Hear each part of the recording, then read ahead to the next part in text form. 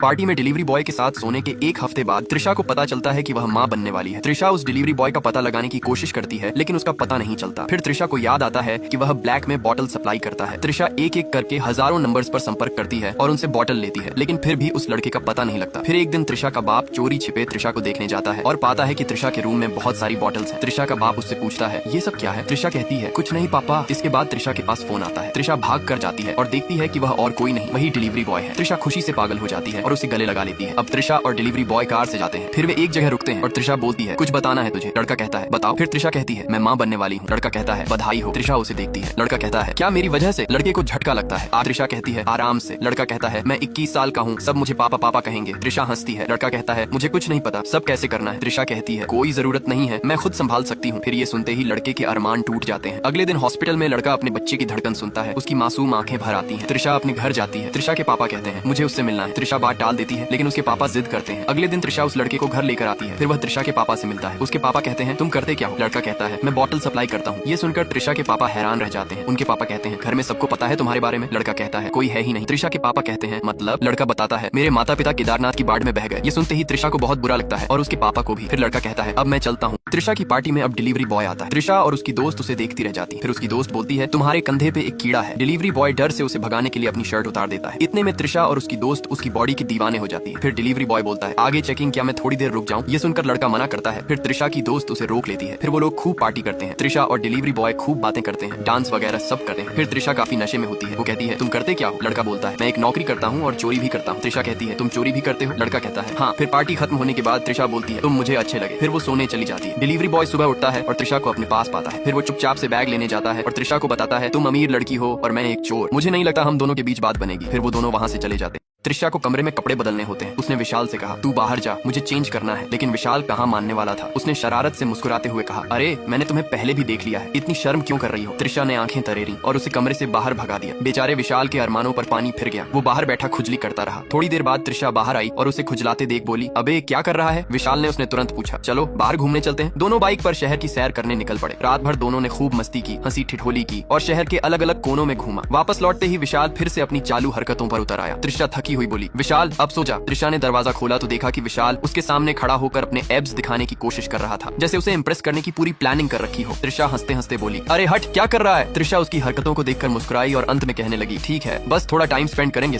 अगर सभी को त्रिशा के पापा जैसा ससुर मिले तो सच में मजे ही मजे हों। त्रिशा के पापा को विशाल पसंद आ जाता है और वो अगले दिन उसके घर पहुंच जाते हैं। लेकिन विशाल का घर देखकर उनकी आंखें फटी की फटी रह जाती हैं। विशाल ने कमरे को सिगरेट के धुएं से भर रखा था। वो अंकल को बैठने को कहता है, पर पापा कहते हैं, अबे बैठूं कहाँ, हर जगह कूड़ा फैला हुआ है। घर की हालत